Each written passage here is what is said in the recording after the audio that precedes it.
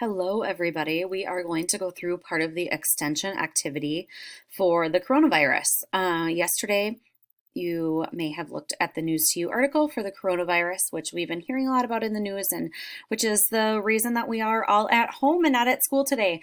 So, I'm going to go through the extension activity.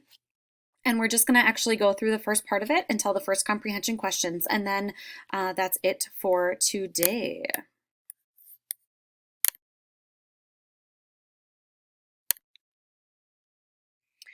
Many people are sick with the coronavirus now. You can help stop the spread of the coronavirus in many ways. Let's take a look at some of the ways you can help. Notice all these people have masks on. You're going to see more and more of that if you are out of your house. Hopefully, you don't have to for many things, but right now they are recommending that people that are out of their houses are wearing masks to try to keep the germs from going into your body.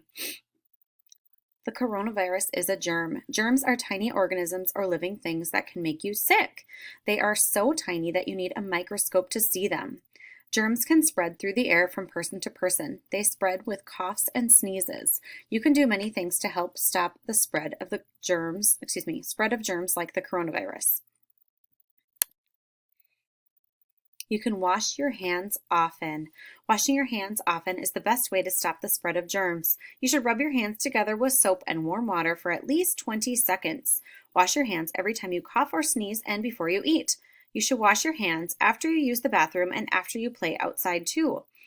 So it's important that you are washing your hands all the time. If you're outside playing and you come inside, wash your hands. If you are playing inside for a while and you're going to make something to eat, wash your hands. Make sure you're washing your hands after you use the bathroom. There are lots of times, and you know what? Just if you feel dirty, you can wash your hands. Make sure you're using soap and washing your hands for at least 20 seconds at a time. You can avoid touching your face. Germs on your hands can go onto your face. Then the germs can enter your body and make you sick. The germs can enter your body through your eyes, nose, and mouth.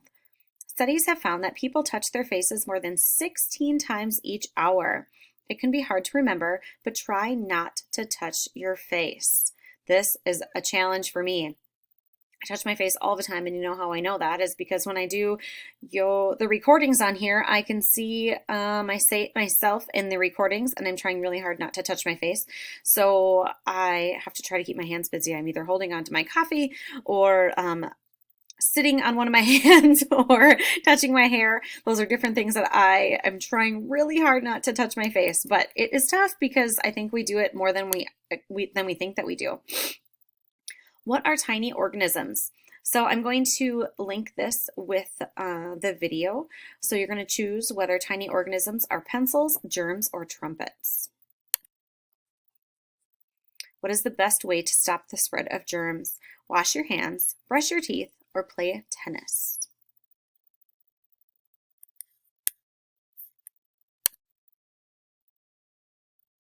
What should you not touch? Should you not touch a cup, a tree, or your face?